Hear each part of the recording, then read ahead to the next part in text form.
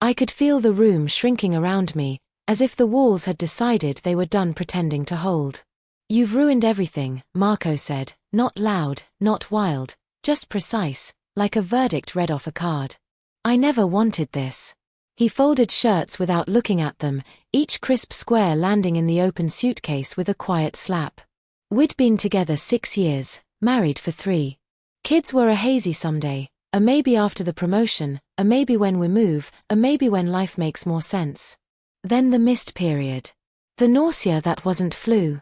The trembling in my hands as 2 lines bloomed pink and certain. Pregnant. Shock came first, a bright flare I couldn't swallow. Then awe, then a small, unsteady heat in my chest that I was afraid to name. I could do this. I would do this. I had no idea how, but certainty does not ask for instructions. I spent a week planning the moment. His favorite dinner, spinach ravioli with lemon butter and sage, a salad with salted peaches and feta, crusty bread, the bottle of white we'd been saving for good news that never seemed good enough. I put on the cream dress he liked, the one he called my quiet luck dress. I lit 2 candles. I moved my phone out of reach, like a superstition. He came home late, eyes ringed with that particular grey fatigue I'd started calling the project look. He kissed my cheek without aim and checked his phone before his bag hit the floor.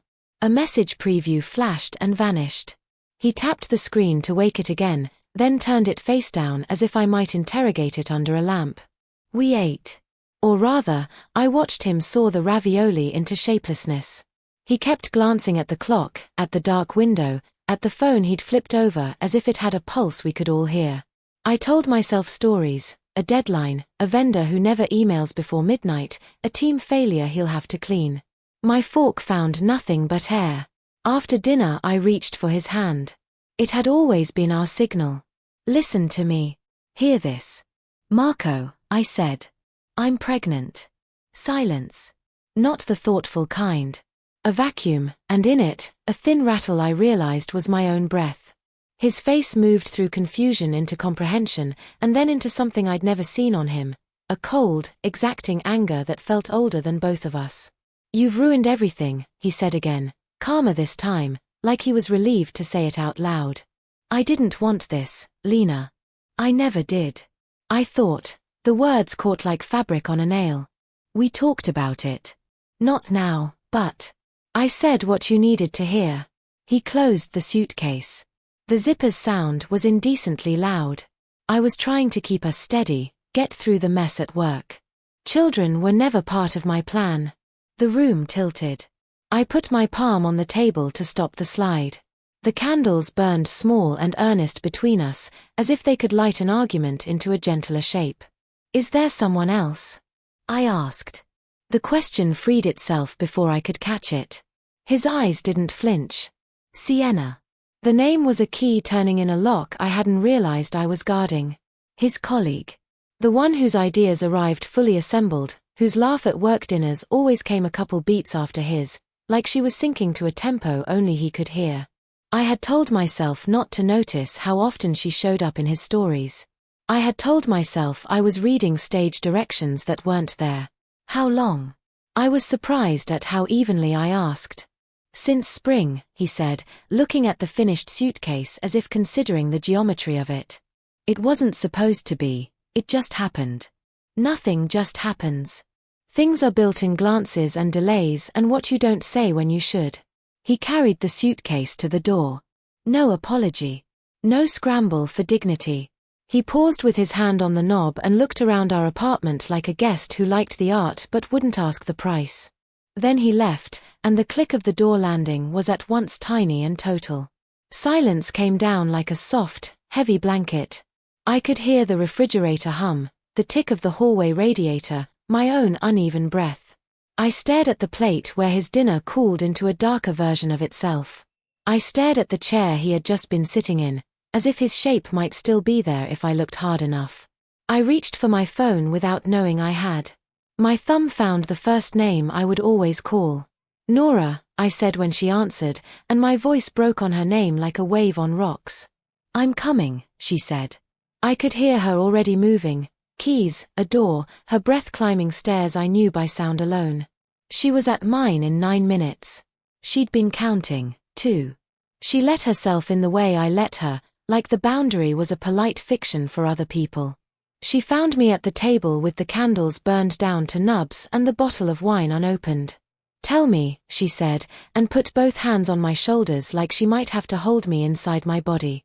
"He left," I said. "He left for Sienna." He said, my mouth refused the words. He said he never wanted this. Her face worked through horror, then softened to that practical mercy she carried like a toolkit. She wrapped me in her arms and let me make the sounds grief insists on. She didn't try to revise it. She has always known not to. When the sobs unwound themselves into shivers, she handed me water. "We can be furious later," she said. "Right now we breathe." I nodded. When I lifted my eyes, she looked away. It was the tiniest detour.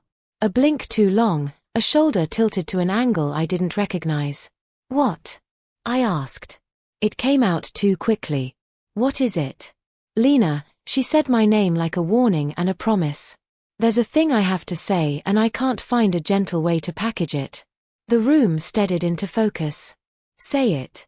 "2 nights ago," she whispered, and I already knew I was going to hate the shape of the next sentence. "He came to my place. He said you were done, that you'd both said it." He was angry and wrecked and she swallowed, her eyes glossed without falling. "I made a stupid, terrible choice. I am so sorry." The ground didn't open. I had always thought if something like this happened the world would split down the center and let me fall through to a cleaner place.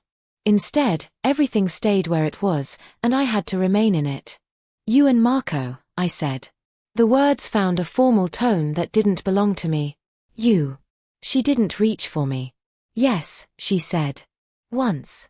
I ended it in the morning. I planned to. I didn't know what to do. I was a coward. I kept trying to find a way to tell you that didn't make me the villain, and there isn't one. You knew how much I loved him. The sentence tasted metallic. "You knew." "I did," she said, and there was no defense in it, only something worse, the flat truth. "There's nothing I can say that makes it smaller." I stood and the world swam and steadied. "I need air," I said. "I need a long time of not seeing you." She nodded as if I'd given her instructions in a language she had studied only to apologize in. "I'll go." When the door closed behind her, the apartment breathed in. I stepped out onto the fire escape and sat with my back to the window frame, knees pulled up, palms flat to the cold metal. Somewhere a siren coughed to life, urgent and bored. I thought of 2 pink lines and a suitcase and a name like a city I was never going to visit. I thought of the small, fierce sound I had heard in a clinic earlier that day, a heartbeat like a drum someone tiny was learning how to play. The first ultrasound had been that morning. I hadn't told him. I had wanted the evening to be a single, clean joy. The tech had smiled and turned the monitor so I could see. 10 weeks, she'd said. Strong. She'd printed a grey ghost of my future and pressed it into my hand. It lay now under the napkin on the table, a secret I had both kept and lost. In the days after, I lived by lists. I made appointments in a notebook I had once used to sketch floor plans for a house we were going to buy someday. I budgeted, which is a kind of prayer. I read too many reviews of strollers and then banned myself from looking at strollers. I ate almonds like they were medicine. I slept in slots I could find and learned how to sob quietly so my body wouldn't think it was in danger. Work kept me shaped. I taught myself to let sound fill the spaces grief would otherwise claim. Podcasts I didn't need to understand, neighbors quarreling, the pipes knocking like skeleton applause. I refused to Google Sienna. I refused to build an altar to a woman who, for all I knew, had been fed the same lies I had, plated with a garnish of flattery. The first prenatal heartbeat had changed me less than the second one did. At 12 weeks, the sound was louder, preposterously brave. "Hello," I whispered to the room when the tech stepped out. "It's just us for now." The tiny drummer didn't answer. He didn't have to. Weeks slid into a rhythm. The grief didn't burn away, it learned to share the space with something sturdier. And then, because the past cannot stand not being named, a message arrived from an unknown number that didn't feel unknown. "We need to talk. M." I almost deleted it like a reflex. The phone rang before I decided. A different name lit the screen. His mother, Irina, who had always pressed food into my hands as if I were a person who might forget to eat without direction. "Lena, dear," she said. I heard plates clink, a kettle sigh. He knows he failed. He wants to do right by the baby. Please meet him. If only so you can tell him what doing right will cost. There are kinds of guilt that have their own gravity. Hers was one. I said yes against my better judgment and because she was the one who'd taught me how to make dumplings properly sealed. We met at a cafe that tried to be both moody and bright and failed at both. Marco arrived looking like someone had pressed pause on his life at a half-second that didn't flatter him. He sat, rubbed his hands together as if cold. "I messed up," he said. "I want to be there for your child. For our child." I said nothing. He kept talking.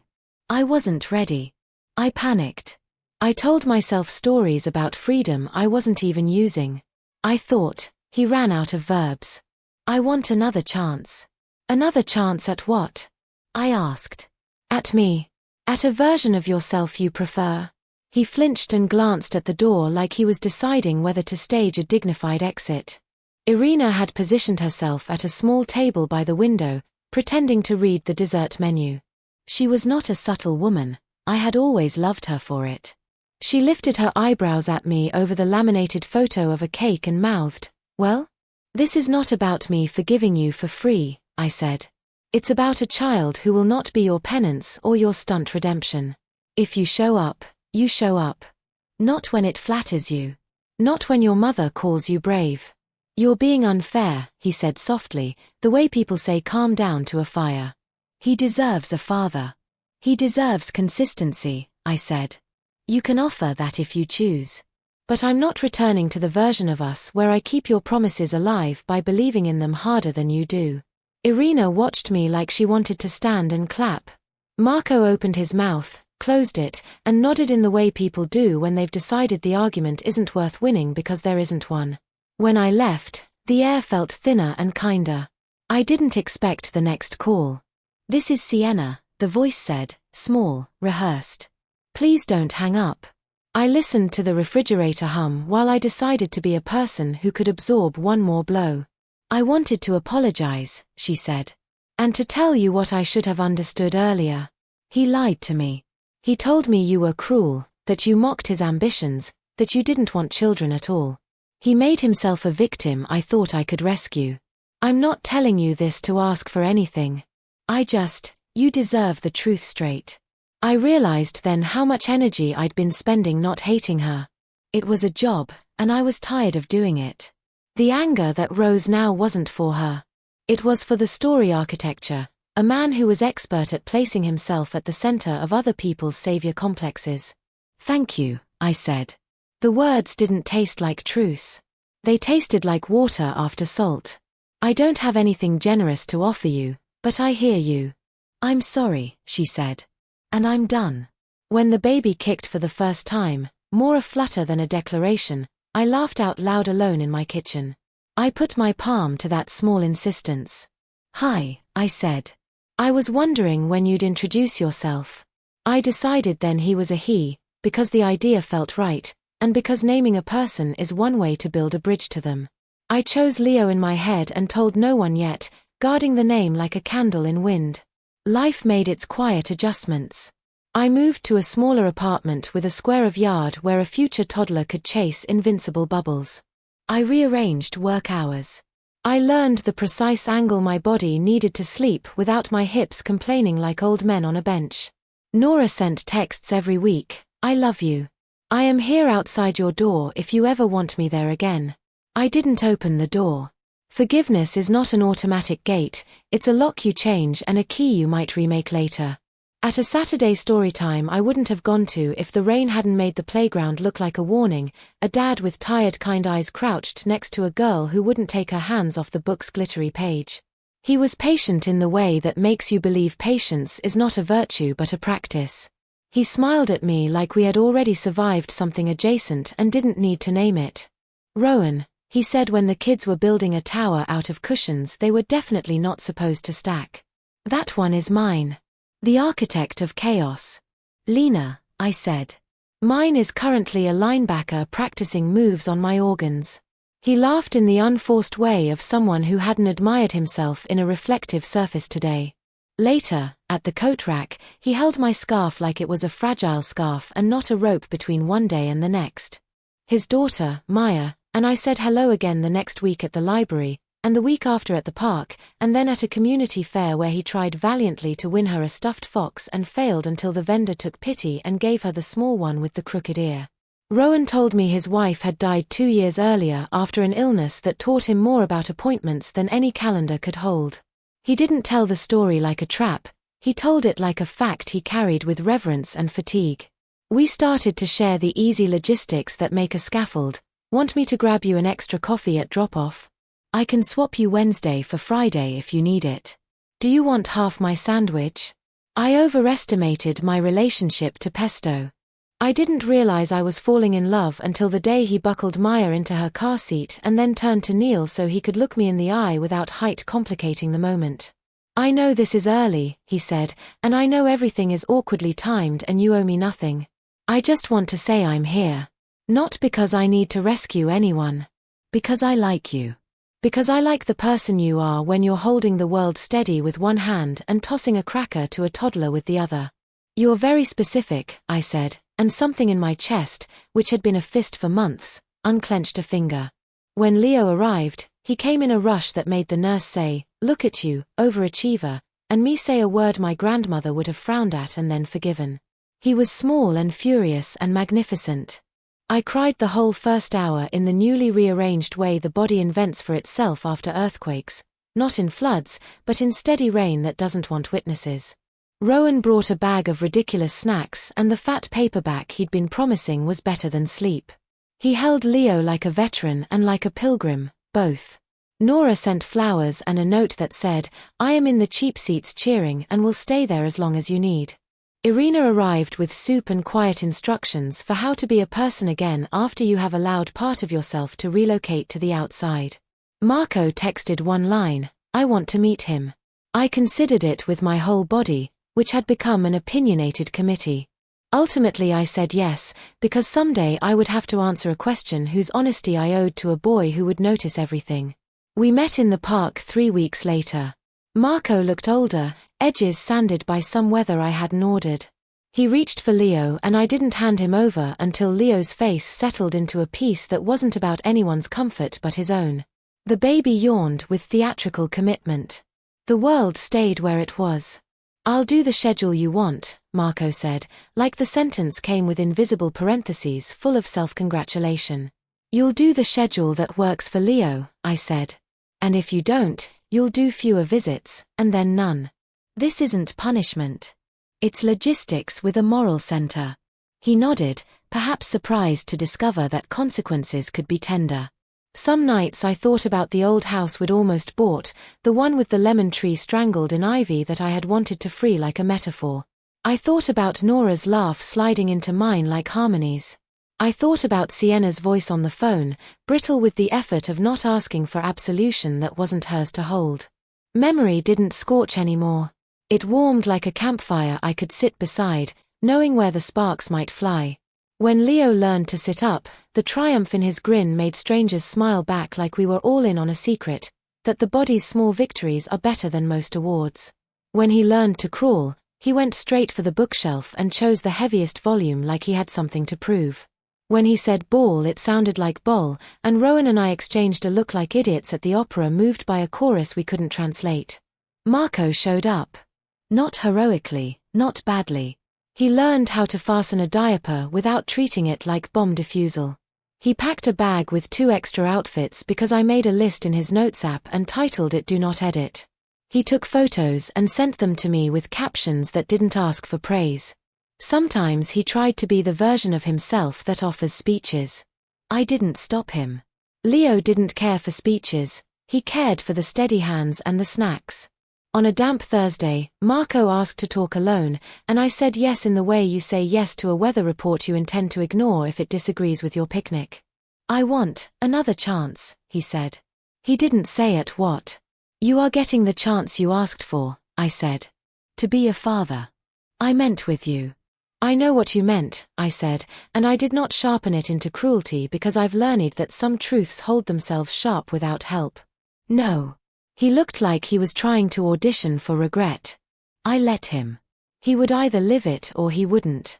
He would either transform or he would practice being the person who says he will. I didn't need to be the mirror that told him which. I had retired from that unpaid job. That night, Leo fell asleep on Rowan's chest while Maya arranged stuffed animals in a semicircle like a jury. Rowan mouthed, "This feels illegal," as if happiness were a thing we'd smuggled in our coat linings. I leaned my head on his shoulder and watched the pulse in his throat keep honest time. Once I thought wholeness was a return to the life I'd planned. Now I know it's the accumulation of small, stubborn choices you make in the ruins. The ones that don't look like victories, the ones no one applauds, the ones your child will drink like water because you kept pouring it even when your own throat was dry. I don't keep the ultrasound under a napkin anymore. It's on the fridge beneath a magnet that says you are doing great in cheap earnest font. It's not a relic. It's a chapter heading. Leo slaps it on his way past as if to say, that was the prologue, keep up. As for Nora, we built something smaller and truer out of what we broke. She apologized without choreography. I listened without making it a courtroom. She knows where the line is now and doesn't test it. Sometimes she brings soup and leaves it on the mat and texts a single bowl emoji, and I open the door and say, okay, and that is the correct length for that ceremony. Sienna sent one more message, months later, I'm moving. I hope your life is large and gentle. I wrote back, I hope yours is honest and safe. We owed each other nothing more and gave each other that. Irina still presses food into my hands as if she thinks I might forget how to be alive if she doesn't. She tells everyone at the market that her grandson is exceptional at drooling, which is indisputable. She tells me I am fierce. I tell her I am tired. We are both right. If you asked me now what ruined everything, I would say, the lie that love is a story where one person does the magic and the other one claps. What saved us is less flattering. It's the ordinary work, the checklist in Marco's Notes app, the way Rowan rinses bottles without being asked, the way I say no to things that used to own me. It's the quiet of a room where a baby sleeps and two adults do not narrate their goodness to each other. It's the way Leo laughs with his whole body, like a person who hasn't yet learned to be strategic about joy. We are not a miracle. We are a rhythm. We are the sound of a small drum keeping time with a bigger one. We are enough.